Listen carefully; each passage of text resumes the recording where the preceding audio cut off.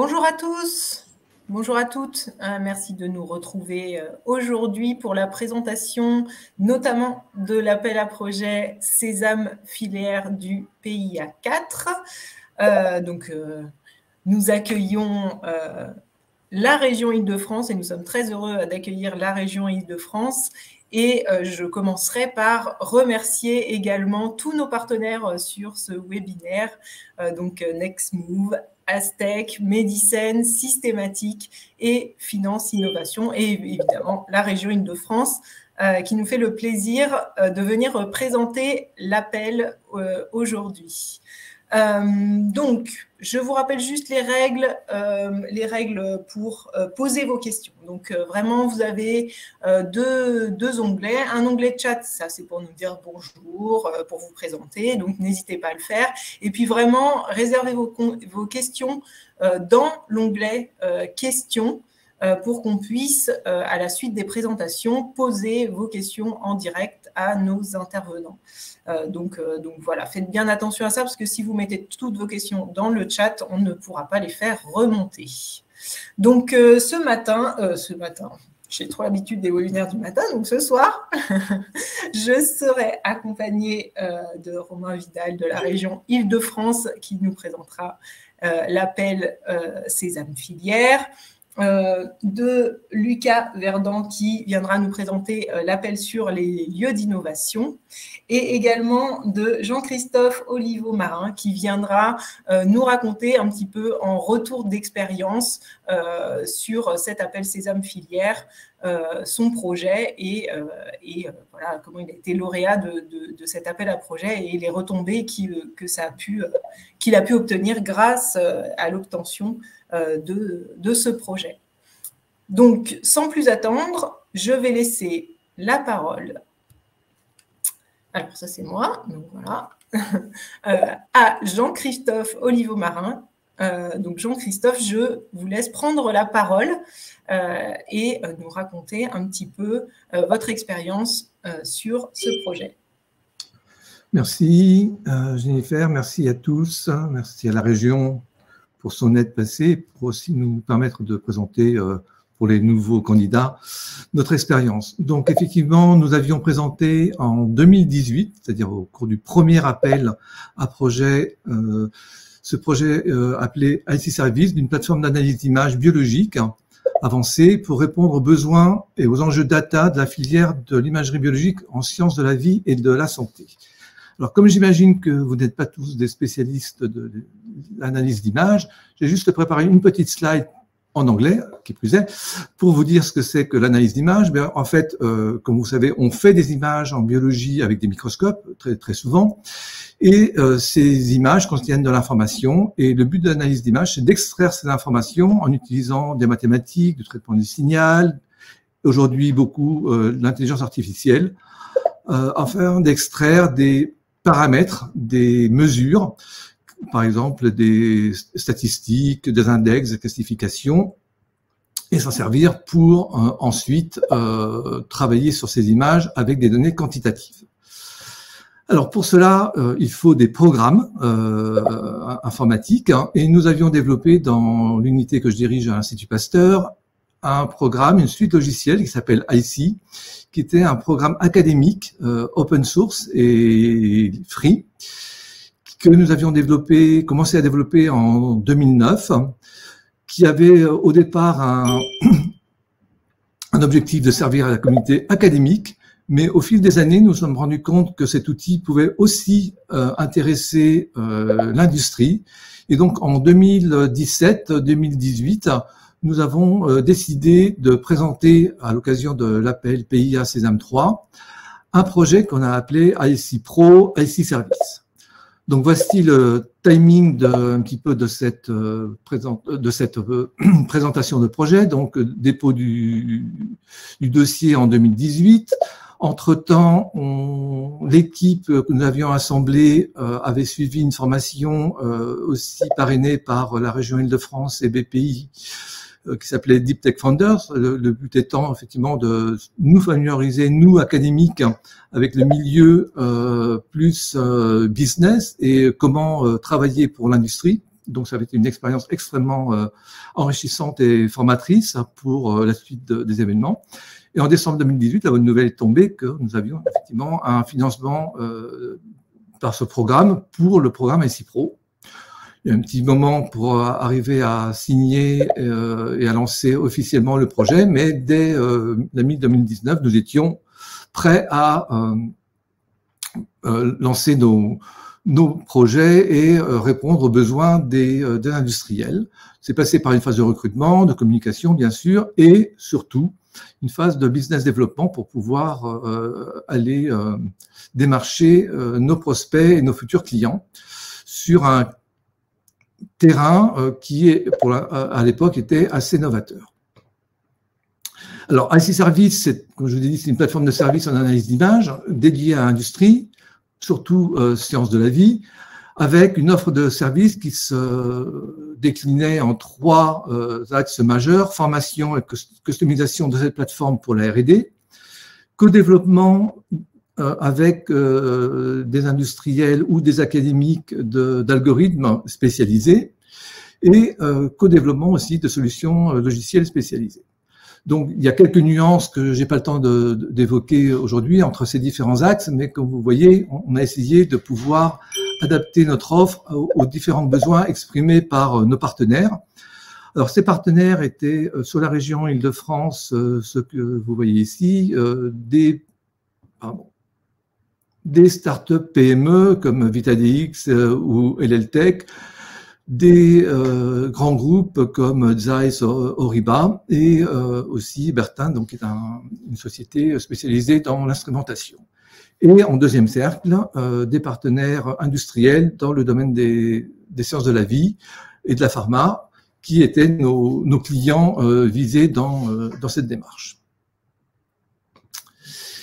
Donc, nous avons rassemblé une équipe à l'Institut Pasteur qui était composée par Élodie Brien-Disler, qui était la coporteuse du projet avec moi, et qui avait le rôle de gérer l'ensemble du projet et de nous conseiller scientifiquement. Un ingénieur responsable du développement logiciel, Stéphane Dallonjuil, avec Jean-Yves Lipnez, qui est aussi un spécialiste de l'analyse d'images. Par cela, nous avions aussi 2 développeurs logiciels, Daniel Gonzalez et Marion Louveau, et la présence, quelques temps après le démarrage du projet, de l'équipe de Novoptim que nous avions à qui nous avions fait affaire pour nous aider dans la partie développement du business model et de l'accès aux clients. Donc ça, c'est un point extrêmement important parce qu'effectivement, c'est un petit peu l'expérience qui, en général, manque aux académiques. Et bien sûr, nous avions l'appui de toute la structure de transfert de technologie de l'Institut Pasteur, à la fois la DARI et des départements finance et juridiques pour nous aider aussi dans les aspects contractuels qui ne sont pas les plus faciles en général. Donc, quelques dates clés dans le déroulement du projet. Donc, l'équipe est assemblée en novembre, fin de l'année 2019. On met en place une méthodologie de type industriel pour le développement du projet en mettant en recrutant dans l'équipe des personnes spécialisées dans les méthodes agiles et Scrum pour pouvoir effectivement bien organiser notre travail de développement. S'ensuit toute une période de prospective, de prospects, et enfin en 2020, juillet 2020, on signe notre premier contrat de prestation pour une société de pharma. En novembre 2020, un contrat de développement plugin et à la fin de l'année dernière, notre deuxième contrat de prestation pour une grosse société pharma. Donc ça, c'est la partie vraiment, on va dire, prestation de service. En même temps, nous avions aussi développé tout un axe de collaboration de recherche avec des industriels sous la forme de contrats de thèse, de peer PhD, donc ça c'est des projets aussi financés par la région, et la participation à des gros projets européens. Donc en fait nous avons donc articulé notre contact avec l'industrie sous différentes formes. Alors juste pour donner quelques chiffres à ce projet, Donc, un chiffre d'affaires sur 2 ans de l'ordre de 110 000 €, ce qui n'est pas rien, avec des offres émises et 4 à émettre pour cette année, et donc des collaborations R&D que je vous ai aussi mentionnées. En fait, ce qu'on peut remarquer, c'est qu'il y a eu un intérêt très fort des acteurs à cette offre de prestation, mais le marché est encore assez peu mature, ce qui fait que les sociétés clientes sont toujours un petit peu dans le questionnement: est-ce qu'on externalise, est-ce qu'on met en interne, est-ce que c'est important, urgent, prioritaire, et donc des délais importants dans la prise de décision. De plus, comme tout le monde, on s'est pris le Covid, et donc une baisse d'activité très forte sur ce marché qui a aussi réorienté ses priorités vers le développement sur le Covid. Donc, on s'est pris un petit peu, on a été pris de plein fouet par une situation économique pas facile, mais malgré tout, comme vous voyez, les chiffres n'étaient pas mauvais. En tout cas, ce qui est sûr, c'est que nous avions estimé que la soutenabilité financière du projet pour que la structure vive par elle-même de façon autonome était de l'ordre de 200 kg € par an. Et pour l'instant, on n'y est pas arrivé, ce qui nous a amené en fait à faire un plan B qui est de rapatrier en interne, en particulier au niveau de la plateforme d'analyse d'images de l'Institut Pasteur, toute la partie technique, et de rapatrier sur les équipes de BD de la direction des relations industrielles de Pasteur toute l'activité dans ce sens-là, avec à chaque fois du personnel pasteurien impliqué sur IC Service à temps partiel. Donc, ça nous permet de continuer notre activité, mais de réduire effectivement la voilure pour espérer pouvoir ressortir dès que la situation sera meilleure. Alors, quelques points de succès de ce projet. Donc, on a pu démontrer qu'on pouvait mettre en place une structure de service académique qui soit flexible et réactive aux besoins des industriels, pouvoir leur faire des offres différenciées qui correspondent à leurs besoins. On a mis en place une force de business développement, tout d'abord externe avec Novoptine, mais ensuite qu'on a dû rapatrier en interne pour des questions tout simplement financières.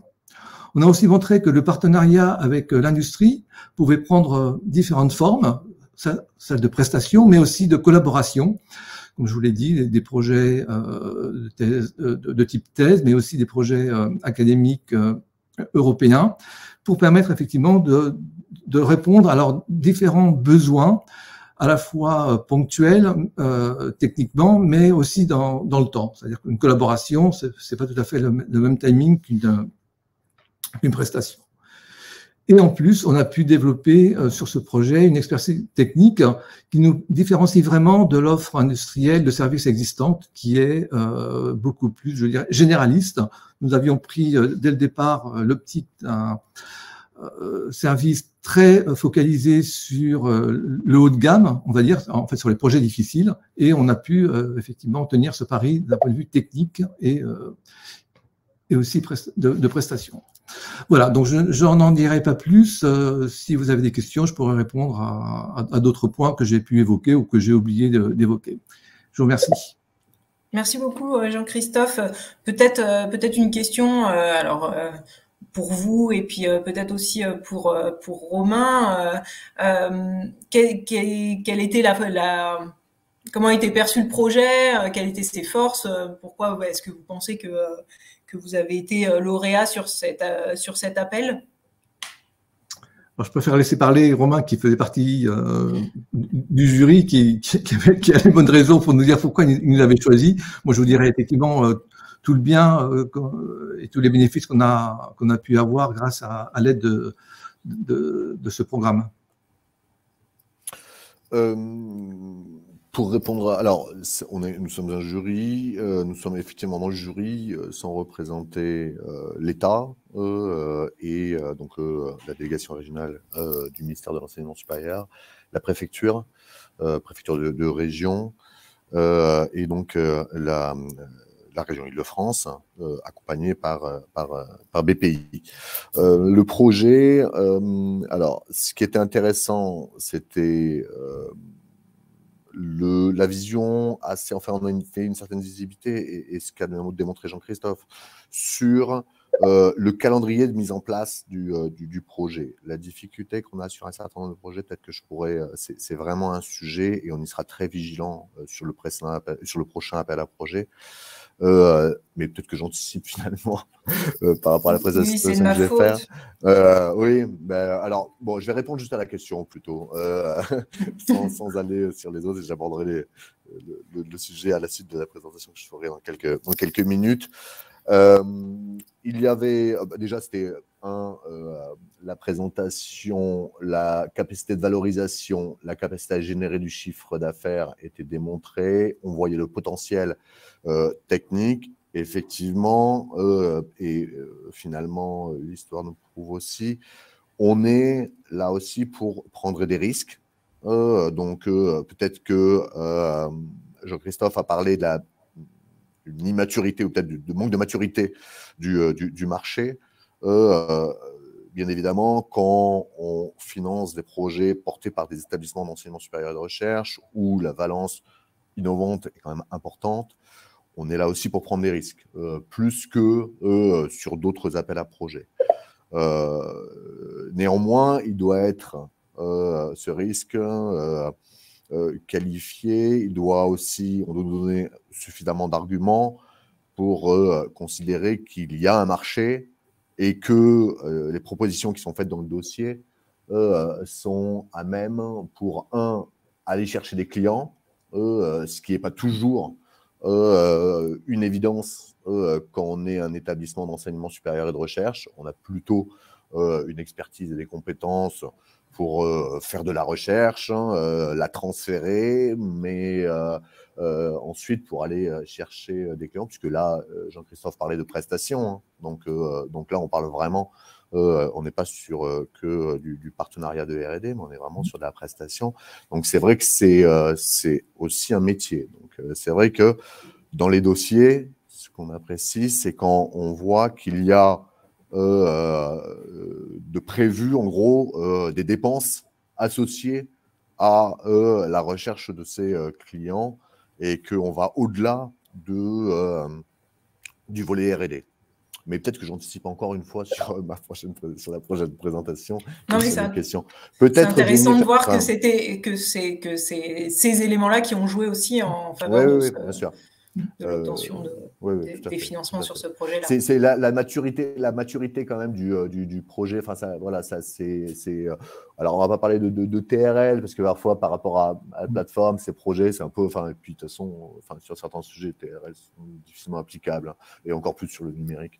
Mais c'est vrai que voilà, on essaye de voir des projets, enfin de retenir des projets qui sont assez proches de la sortie sur le marché, en gros. Et alors, du côté de Jean-Christophe, est-ce que vous pouvez nous résumer un petit peu les principaux bénéfices que vous avez pu tirer en fait de cette subvention, de cette aide? Les principaux bénéfices, c'est d'avoir pu faire ce projet. Parce que comme bon, vous l'avez perçu, c'est vraiment une façon de travailler qui n'a rien à voir avec ce que les chercheurs ont l'habitude de faire en général.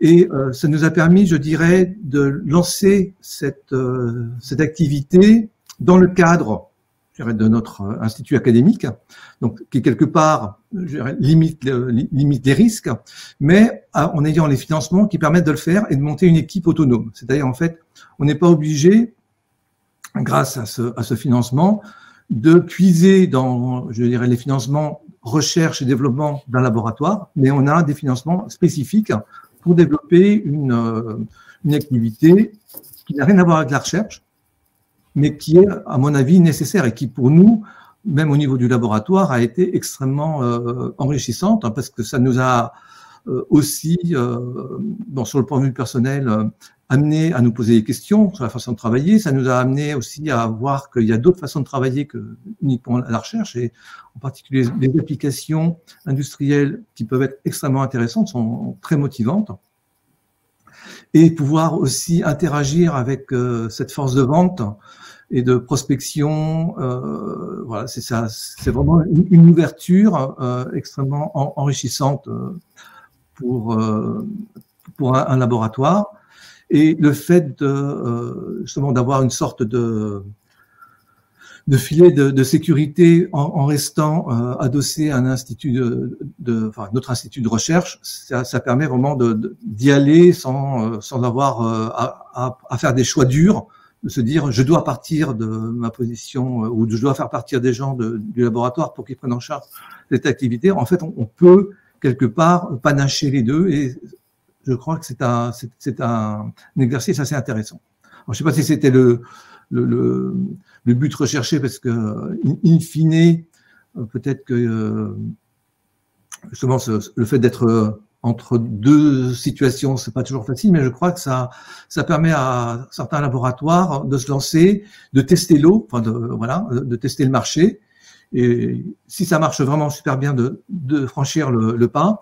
Et sinon, quelque part, je dirais de rabattre un petit peu la voilure le temps que le gros temps passe et repartir. Donc, nous avons trouvé que c'était vraiment un dispositif extrêmement favorable et qui nous a permis de nous développer dans une activité et pour répondre à des besoins réels de l'industrie, mais sur lesquels nous n'aurions probablement pas pu intervenir dans le cadre strict d'un laboratoire.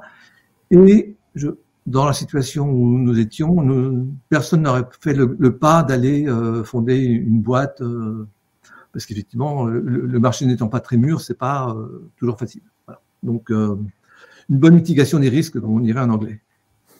Merci beaucoup, Jean-Christophe. Du coup, la transition est toute trouvée pour toi, Romain, et je te laisse présenter le fameux label.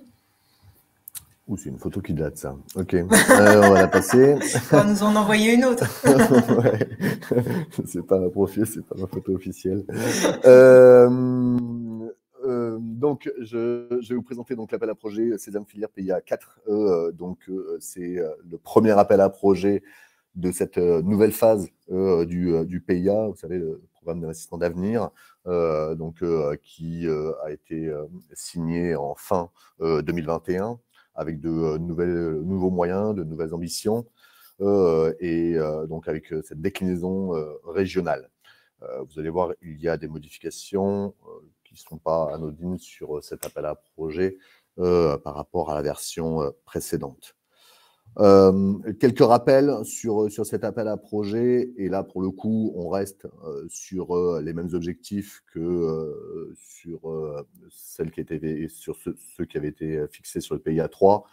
On parle de projets de plateforme technologique ouverte, puisque c'est Sésame Filière. Vous connaissez peut-être l'appel à projet Sésame, qui finance vraiment des plateformes de recherche dédiées à la recherche. Là, on est sur des plateformes technologiques ouvertes aux entreprises. Donc, il y a, Jean-Christophe a montré ici Pro, une ouverture qui doit être démontrée sur ces entreprises qui peuvent appartenir à une ou plusieurs filières, d'ailleurs.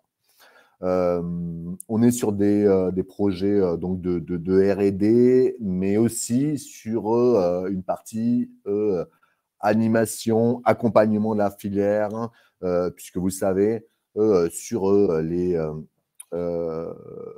objectifs qui ont été fixés, c'est que cette plateforme doit être au bénéfice de la structuration de cette ou ces filières. L'objectif, c'est bien évidemment d'en accroître la compétitivité et d'accroître la compétitivité des acteurs qui constituent cette filière. Ces infrastructures, donc, elles doivent être partagées. Elles sont donc portées prioritairement par les organismes et établissements d'enseignement supérieur de recherche. C'est une spécificité régionale francilienne, cette déclinaison du PIA régionalisé sur le volet filière. Elle existe dans toutes les régions en France. Nous avons été les seuls à indiquer que la priorité était donnée aux projets portés par des organismes et des établissements d'enseignement supérieur et de recherche. Le fait est que la totalité des projets qui ont été financés jusqu'à maintenant sont portés par des établissements d'enseignement supérieur de recherche ou par leur structure de valorisation. Alors, la spécificité, c'était effectivement que c'est un projet avec des partenaires. Comme vous l'avez sûrement vu dans les pièces, si vous avez téléchargé les pièces de l'appel à projet, il doit être porté par un porteur unique. Ce porteur, c'est celui qui donc réalisera les dépenses. D'accord? Donc, c'est un porteur qui reçoit la totalité des fonds apportés par l'État et la région. Je vous rappelle que le PIA, le concept, c'est 1 euro apporté par l'État, 1 euro apporté par la région. Donc, je le répète sur cette slide, mais priorité aux organismes et établissements d'enseignement supérieur de recherche, bien évidemment localisés en Île-de-France et ouvert à ces entreprises, PME, ETI. Il peut y avoir aussi des grands groupes, mais c'est vrai qu'on a aussi un intérêt particulier sur l'ouverture vers les plus petites structures. Les évolutions sur ce PIA 4, elles sont de plusieurs ordres et pas des moindres, notamment au niveau du financement. Comme vous avez pu le voir, et on le voit par l'intérêt que suscite cet appel à projet, la première chose, c'est qu'on est sur des assiettes qui vont de 1 à 5 millions d'euros. Précédemment, c'était un maximum de 4 millions d'euros, avec une aide maximale de 2,5 millions d'euros. La durée du projet est de 36 mois. C'est une durée maximale qui est fixée. Elle peut être bien évidemment inférieure. L'aide, elle peut vous couvrir donc 50% des dépenses éligibles. Et la grosse évolution par rapport au PIA 3, c'est que la totalité de l'aide prend la forme d'une subvention. Précédemment, nous avions une aide qui était à 50% de la subvention et 50% de l'avance remboursable, avec ce que j'ai vu dans les questions, sous quelle forme, quelles étaient les modalités de remboursement. Les remboursements devaient être réalisés 6 mois après la fin du projet et s'étaler sur 3 ans, avec un certain nombre de mensualités. Donc, nous avons fait évoluer ce schéma-là. Il est évidemment beaucoup plus intéressant pour les bénéficiaires. Donc, pour les précédents, c'est une évolution forte et je pense que l'intérêt pour le nouvel appel au projet est aussi le fait de cette évolution. Donc, ne se pose plus la question des avances remboursables. Par contre, nous serons très vigilants sur le modèle économique de ces plateformes, puisque il y a néanmoins toujours nécessité d'un autofinancement sur des ressources propres, apportées par le bénéficiaire à hauteur de 50%, et que par ailleurs, le bénéficiaire, le porteur du projet, doit démontrer une viabilité financière de l'opération, donc un modèle économique associé à cette plateforme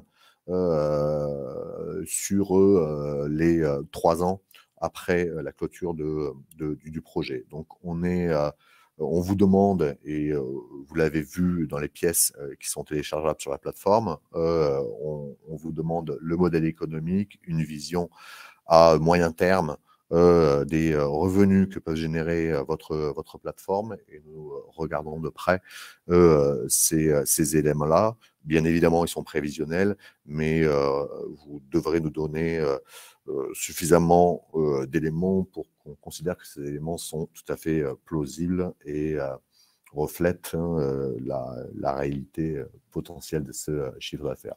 Bien évidemment, on sait que vous êtes tributaire de pas mal d'éléments environnants. Les dépenses, de la même façon, c'est ce qui est aussi intéressant.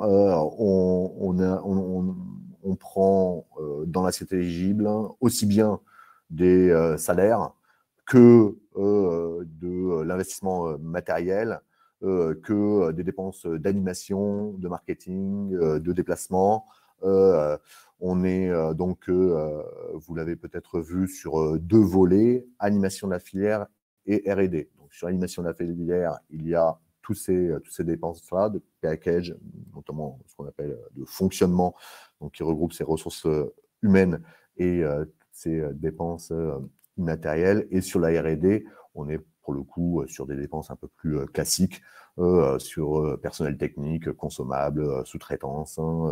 Voilà. Donc, vous avez la liste à peu près des dépenses éligibles à cet appel à projet. Donc, on peut mener en gros de A à Z sur les 3 ans, enfin, on peut en tout cas englober dans l'assiette une très grande partie des dépenses associées à la mise en place d'une plateforme, à son développement et à son déploiement et à sa commercialisation. Donc, les dépenses de personnel titulaires, puisque là on parle aux établissements d'enseignement supérieur et de recherche, sont éligibles. Ils ne doivent pas représenter plus de 30% de l'assiette des dépenses. Les critères, c'est un peu... alors là, ils sont exhaustifs et ils sont plus factuels que ce que j'ai annoncé tout à l'heure, mais bien évidemment, c'est la pertinence, le positionnement du projet. Si vous êtes présélectionné pour une audition, nous aimons voir un peu le positionnement de votre projet par rapport à l'existant, que ce soit au niveau national, mais aussi international, ou au moins européen.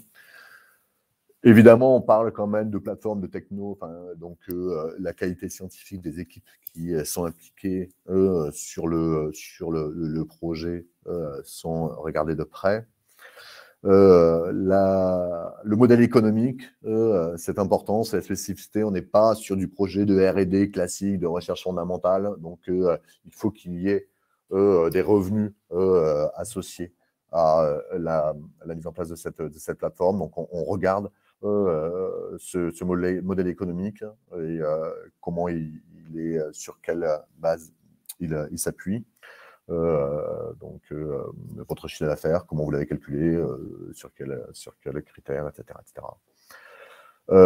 Sur donc, diffusion, valorisation de la recherche, sur les instances de gouvernance,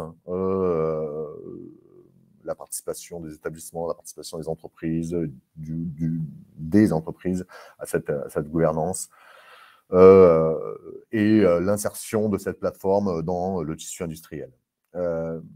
On regarde évidemment l'impact économique et en termes de création d'emplois potentiels sur notre territoire.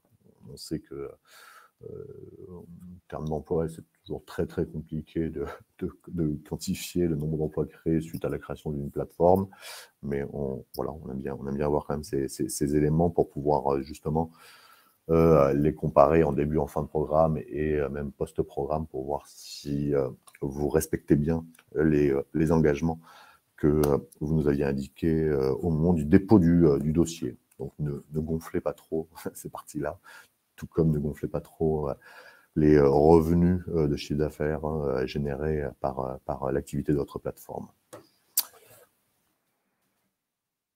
Le calendrier, bon, le lancement, donc déjà on l'a lancé il y a déjà 2 mois, clôture 11 mars, pardon. Audition et sélection, donc effectivement on propose une audition, tous les dossiers ne sont pas auditionnés, surtout si on en reçoit beaucoup, donc il y aura une présélection. Et donc on auditionnera normalement après au mois de mai ces projets pour une communication sur la sélection finale au mois de juin. Voilà, je vais rappeler là les contacts. Alors ça, c'est le contact région et le site que j'espère vous connaissez déjà tous. Merci beaucoup, Romain. Alors, je vais relayer les différentes questions qu'il y a dans l'onglet questions. Donc, tu as déjà répondu sur la première. Comment se passe le remboursement de l'avance? Donc, il n'y a plus d'avance, ce n'est qu'une subvention. À quel pourcentage les dépenses déclarées éligibles sont prises en compte pour le financement? Tu y as 50%. répondu aussi. Voilà. Alors là, après, c'est une question sur l'autre appel, donc je la poserai tout à l'heure. Une question de Chloé. L'implication financière des partenaires privés pendant le projet est-elle intégrée dans l'autofinancement des 50% du projet? Alors, il peut y avoir, alors ça sera dans le budget, mais ça ne sera pas dans l'assiette éligible. S'il y a un apport en nature, par exemple, on pourra l'indiquer dans une des annexes financières et on doit discriminer budget et assiette éligible des dépenses. Donc, ce sera dans le budget global où apparaîtront l'apport des industriels. Okay. Sauf si c'est de la sous-traitance, j'imagine. Si c'est des partenaires privés sous-traitants. Alors oui, là, ce sont des revenus, du coup, oui, effectivement. Ok.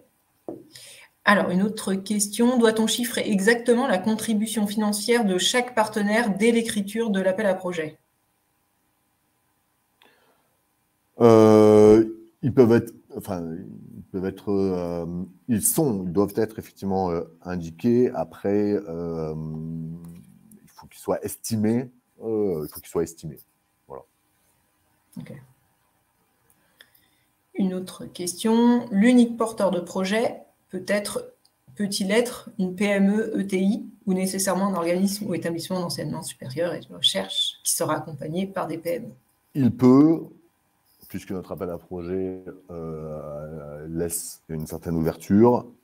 Encore une fois, on a eu 4 appels à projet précédents. Sur les 4 appels à projet, on a eu 100% d'établissements d'enseignement supérieur et de recherche. Et comme indiqué, il y a une priorité donnée aux établissements d'enseignement supérieur et de recherche. Donc, les PME sont éligibles, mais non prioritaires comme porteurs de projet. Merci. Alors, une question de Jean-Christophe qui pourrait ouvrir son micro pour la poser, mais les équipes lauréates à un appel précédent sont-elles éligibles?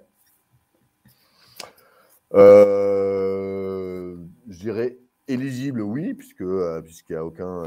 dans l'appel à projet, il n'est pas indiqué qu'elles ne sont pas, donc elles sont éligibles. Par contre, je ne suis pas certain qu'elles soient prioritaires. Alors, est-ce qu'à l'issue des 3 ans, la plateforme peut-elle devenir une start-up ou fusionner avec une PME déjà existante? J'imagine pour pérenniser sa proposition de valeur. Oui, néanmoins, il faut être très vigilant sur une requalification de l'aide comme une aide d'État à une entreprise. Donc, on peut, effectivement, elle peut se transformer et elle peut aboutir à une entreprise. Et d'ailleurs, ici pro, au moment du dépôt, il y avait une ouverture sur la capacité, la question était ouverte et posée, me semble-t-il, Jean-Christophe, sur individualiser, créer une structure associée pour gérer l'activité de cette plateforme. Donc, c'est possible.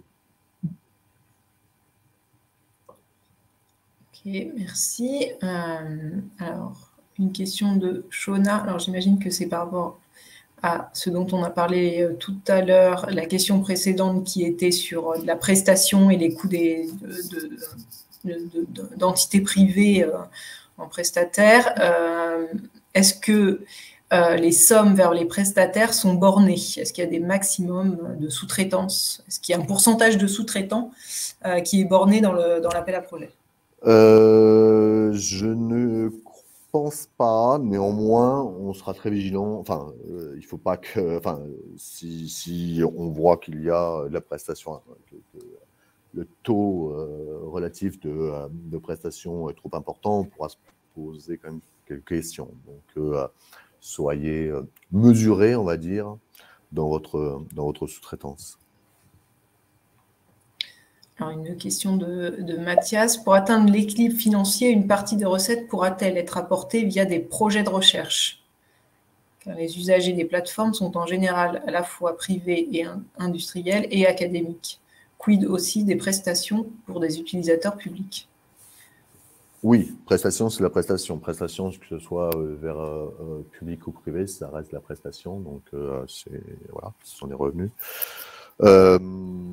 Quant à la première partie, c'est sur les projets, hein, c'est ça, projet collaboratif, c'est ça. S'il y a s'il y a des flux, enfin s'il y a des recettes associées effectivement à ces projets, pourquoi pas. Si la question est, est-ce que les 50% peuvent être apportés par d'autres fonds publics, enfin donc je sais pas, de l'argent de l'ANR, enfin le financement, on s'inscrit dans un régime d'aide, on est sur alors il y a parfois 2 régimes d'aide d'ailleurs qui sont mobilisés sur ce programme. Et plafonné par la Commission européenne. Donc, on doit toujours s'inscrire dans le cadre des aides d'État. Donc, il faut être très vigilant de ne pas dépasser le cadre du régime d'aide. Et on est aux alentours déjà souvent de 50%. Hein. Donc, voilà. Il peut y avoir effectivement du partenariat. Si c'est du partenariat R&D avec une entreprise, ça ne pose pas de problème. Si par contre, la question est, est-ce qu'on peut cofinancer via un autre appel à projet? Pas de la région, évidemment, mais autre appel à projet. Un point de vigilance là-dessus, c'est pas ce qui est attendu, en gros. Alors, Mathias pose également une question sur la définition d'une filière. Et donc, comment elle est assez large et assez souple. Elle est rappelée dans l'appel à projet, puisqu'on s'appuyait sur des filières telles qu'elles étaient définies dans le cadre du SRDI, qui est la stratégie régionale de développement économique et d'innovation. En toute transparence, vous avez eu la démonstration avec le projet de Jean-Christophe. On a une conception assez souple de la filière. Ce qu'on souhaite, c'est qu'effectivement, il y ait, au-delà de la filière, un écosystème autour de ce sujet, de la technologie développée ou du service développé dans la plateforme. Voilà. Donc, ne soyez pas bloqués parce que vous ne vous inscrivez pas dans une filière bien définie. Vous pouvez être effectivement... l'important, c'est en gros la capacité à générer aussi de l'innovation au sein d'entreprises. D'entreprises. Okay. Alors, il y avait une question d'Eric sur un petit peu les statistiques, c'est-à-dire le budget global pour cet appel à projet et puis le nombre de projets qui sont retenus. Alors, je crois que tu en as parlé dès le début, mais sur cet appel à projet, la subvention moyenne. Sur cet appel à projet, donc celui en cours, on a un budget de 10 millions d'euros, d'accord? Ce qui, pour les établissements enseignants supérieurs de recherche, pour information, c'est le double de ce qui est dédié à Sésame. Sur les précédents appels à projet, on retenait, alors ça a été variable, mais on retenait entre 30 et 50% des projets. Je pense que suite à l'évolution de notre intervention, donc du passage d'avance remboursable en totale subvention, je pense qu'il y aura un peu plus de dossiers déposés et que le taux de succès fléchisse un petit peu. Mais voilà, en tout cas, précédemment, on était entre 30 et 50. Sur le budget accordé, on était, alors je crois que la moyenne, on était aux alentours de 700 000 euros. Au maximum, sur le précédent, on était, si mes souvenirs sont bons, à 1,7 million.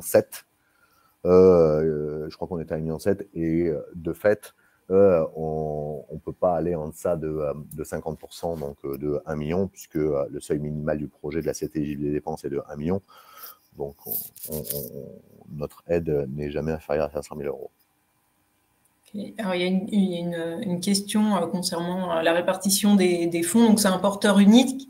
Est-ce que c'est lui qui redistribue les fonds ou est-ce que les fonds sont alloués en direct par la région à tous les partenaires? Non, porteur unique, bénéficiaire unique. Donc, effectivement... C'est lui qui redistribue les fonds. Ouais. Alors ensuite, on a une question de Bertrand très terre à terre. Et la question arrive, Romain, celle que tu redoutais. Dans les pièces à fournir et la trame à suivre, je n'ai trouvé qu'un doc Excel avec des cases limitées à 500 caractères, les documents à fournir comme des liasses fiscales. Est-ce normal? Donc, il y a un certain nombre effectivement de documents, d'annexes financières. Certaines sont adaptées et d'autres le sont beaucoup moins aux établissements d'enseignement supérieur et de recherche.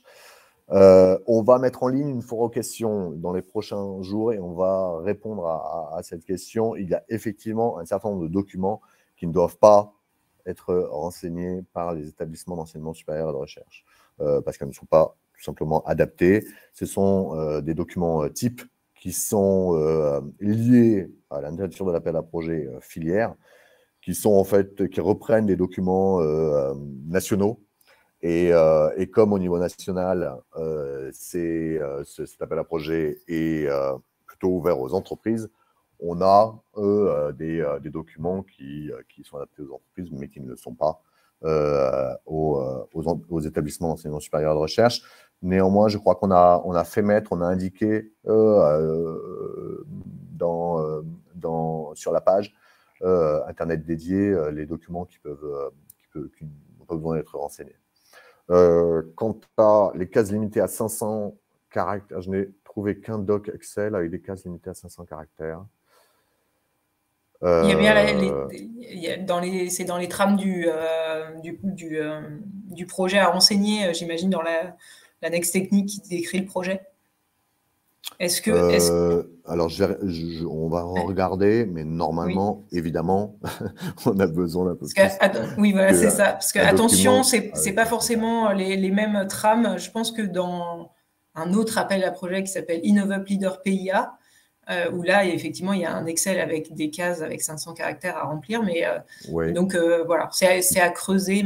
C'est à creuser, mais normalement, non. Je vous confirme qu'on a besoin d'un document qui comporte un peu plus de 500 caractères. Voilà. Alors, il y a une dernière question peut-être.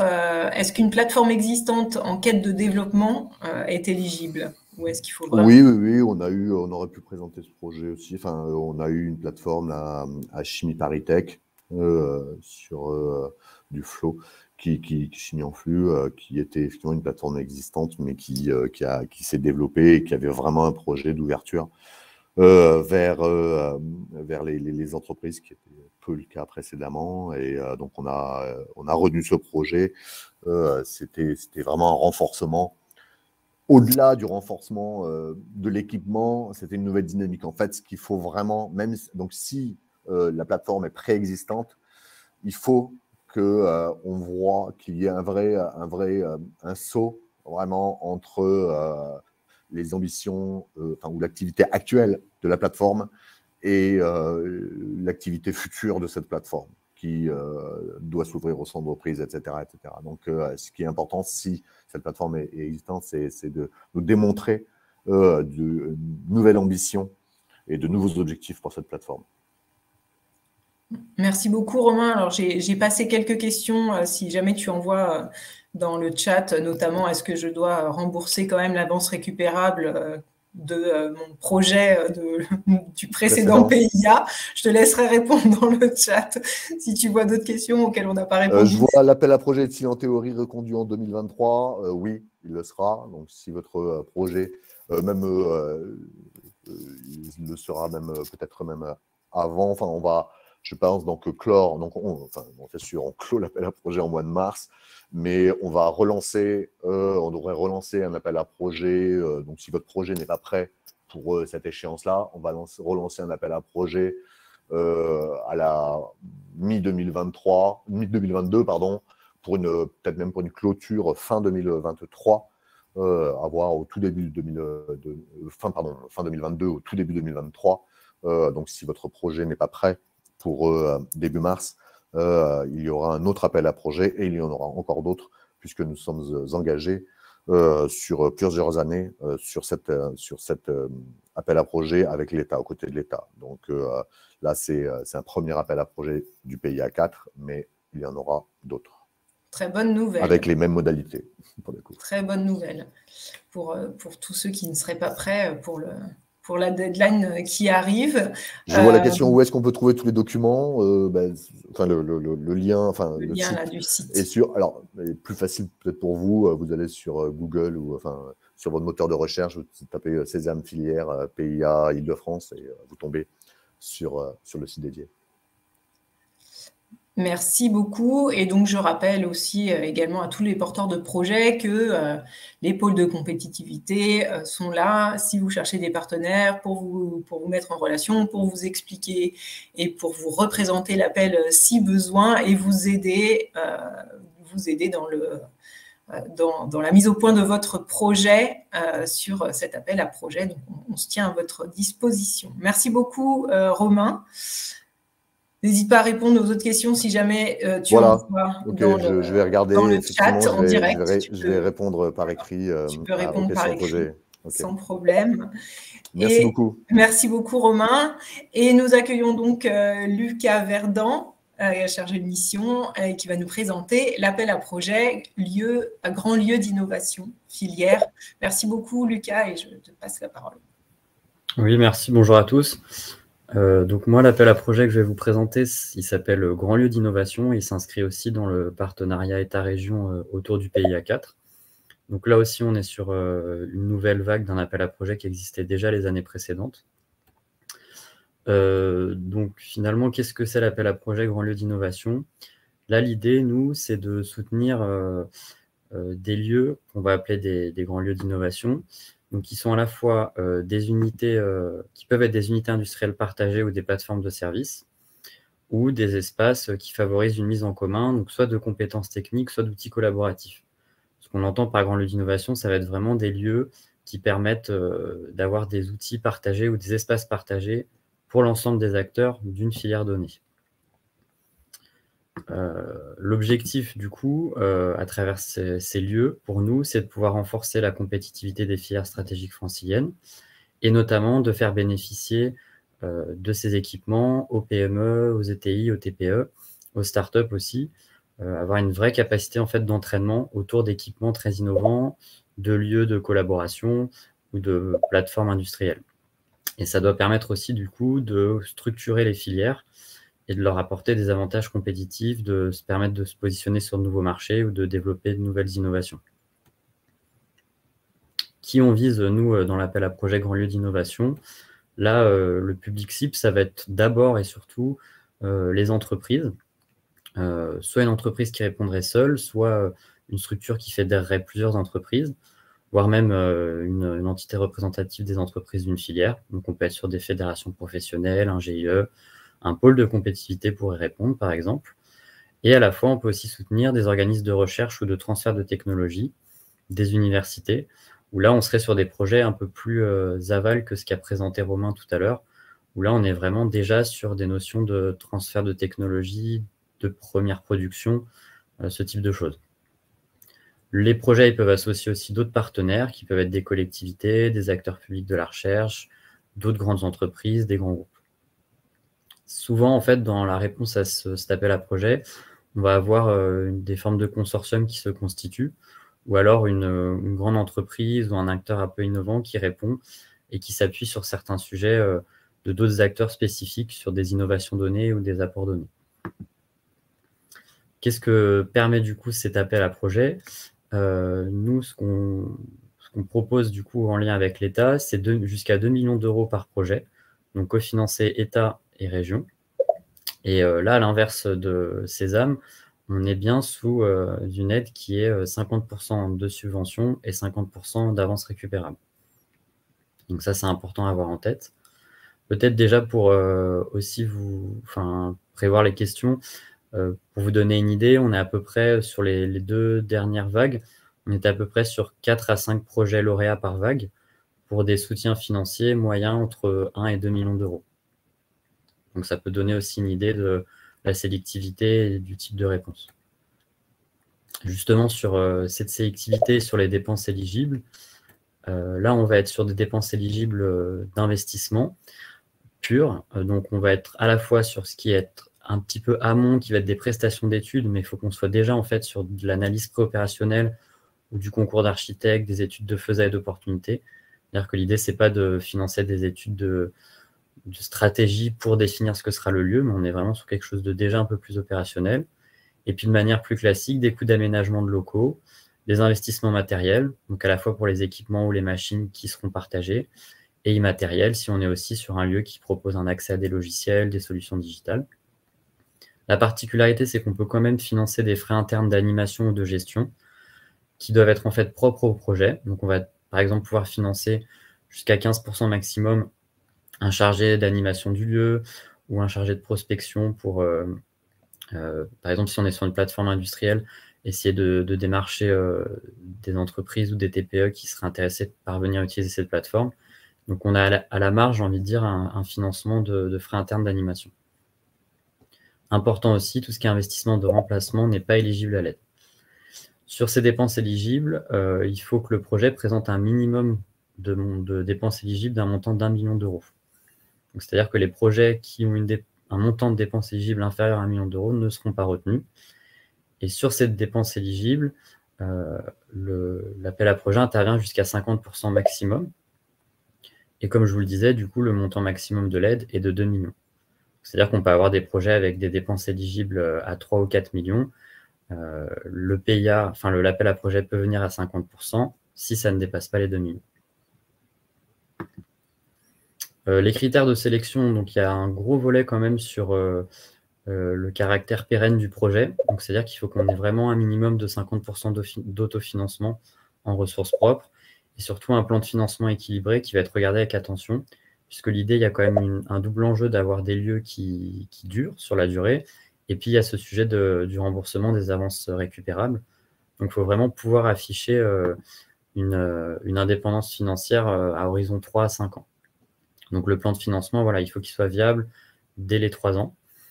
Et il faut aussi pouvoir, nous, qu'on voit une implication vraiment significative du porteur du projet, de ses partenaires, pour que chaque partenaire mette la main à la pâte et participe au projet de manière financière, en fait, plus que par un simple soutien.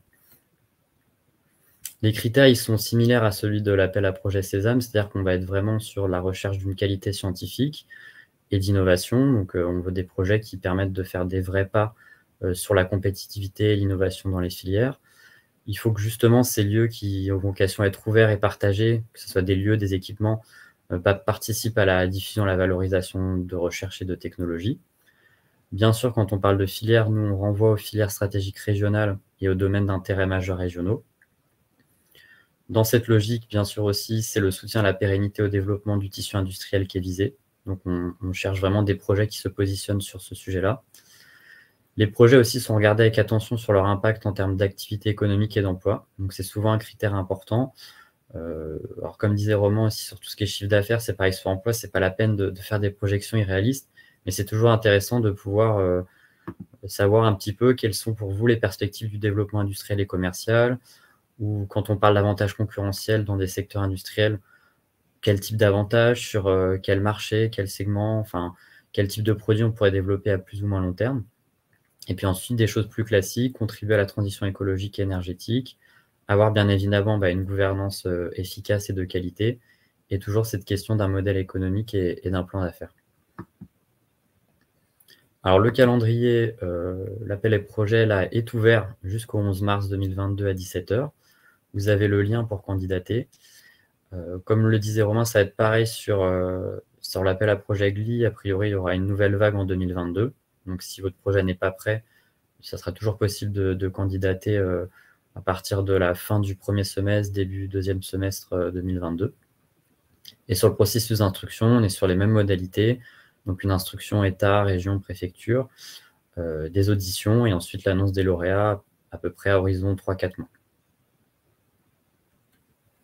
Voilà, j'étais un petit peu vite, mais le temps manquait. Je peux prendre quelques questions, mais après, il faudrait que je vous laisse pour aller à une autre réunion. Ouais.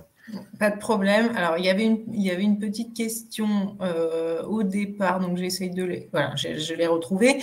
Dans le cadre du PIA, grand lieu d'innovation, les dépenses d'aménagement sont éligibles, mais qu'est-ce qui est de l'ordre de l'aménagement? L'aménagement d'une coque brute est-elle éligible? Alors, une coque brute, j'imagine, où il n'y a rien dedans. Je comprends bien la question. Alors, il faut vraiment que si, par exemple, on est sur de l'aménagement, du réaménagement d'un bâtiment, ce qui sera éligible, ça sera les dépenses qui contribueront au projet. J'entends, par exemple, si on est sur une friche industrielle et qu'on souhaite retaper un bâtiment pour y mettre, par exemple, un incubateur ou une plateforme de recherche, ça va être la partie qui accueillera cette plateforme-là qui peut éventuellement être éligible aux dépenses d'aménagement ou de réaménagement. Je ne sais pas si c'est clair, mais par exemple, toute la construction intégrale du bâtiment ne le sera pas forcément. Et moi, j'avais une question, parce que j'en vois pas d'autres pour l'instant trop. Est-ce que des investissements précédents peuvent être éligibles, c'est-à-dire en amortissement, ou il faut forcément que ce soit des nouveaux investissements? Plutôt des nouveaux investissements, ouais. D'accord. Alors, il y avait une question aussi, peut-on postuler aux 2 appels à projets? J'imagine que oui, si ce n'est pas sur les mêmes frais engagés. Yanis. Je parle sous le contrôle aussi de Romain. Je pense qu'a priori, c'est possible, mais encore une fois, ça posera la question de qui est prioritaire sur quoi, sur quel appel à projet. Enfin... Pour préciser, c'est déjà arrivé en fait. donc oui, c'est possible. Bien évidemment, sur des assiettes et de dépenses différentes. Merci beaucoup, Romain. Alors, on a une autre question. Le lieu peut-il être digital? Entièrement, j'imagine, dans le métaverse. Je pense que c'est possible, mais c'est vrai que ce n'est pas forcément ce qu'on finance et j'ai aucun exemple de projet 100% digital qui a été financé. On est vraiment quand même sur des lieux au sens physique du terme. Ouais. Est-ce que vous avez des exemples? On nous demande également de GLI qui ont été financés les précédentes vagues. Oui, alors par exemple, vous avez ce qui est devenu l'incubateur de Paris Senco sur tout ce qui est FinTech et AssureTech, était en fait candidat à l'appel à projet GLI. Et donc là, ce qui avait été financé, c'était à la fois le bâti, certains mobiliers, équipements. Et ce projet, c'est typiquement ce qu'on entend par espace ouvert, c'est-à-dire que c'est un incubateur accélérateur. Donc on est vraiment sur un espace ouvert, accessible à tout type d'acteurs privés et publics qui contribuent du coup à l'entraînement et à l'innovation sur une filière donnée. Sur d'autres sujets, on a eu un projet lauréat où on avait une plateforme industrielle qui permettait en fait de développer des cas d'usage sur des innovations technologiques liées à la filière aéronautique. On avait en fait des équipements innovants qui étaient développés et qui pouvaient être accessibles à l'ensemble des acteurs de cette filière-là. Y a-t-il une possibilité d'y inclure du temps de personnel pour le développement de la plateforme? J'imagine que c'est du coup pour l'autre appel de questions qui arrive pour Romain. On va peut-être clore ici les questions et d'ailleurs le webinaire parce qu'il touche à sa fin. N'hésitez pas, Romain, à répondre aux questions.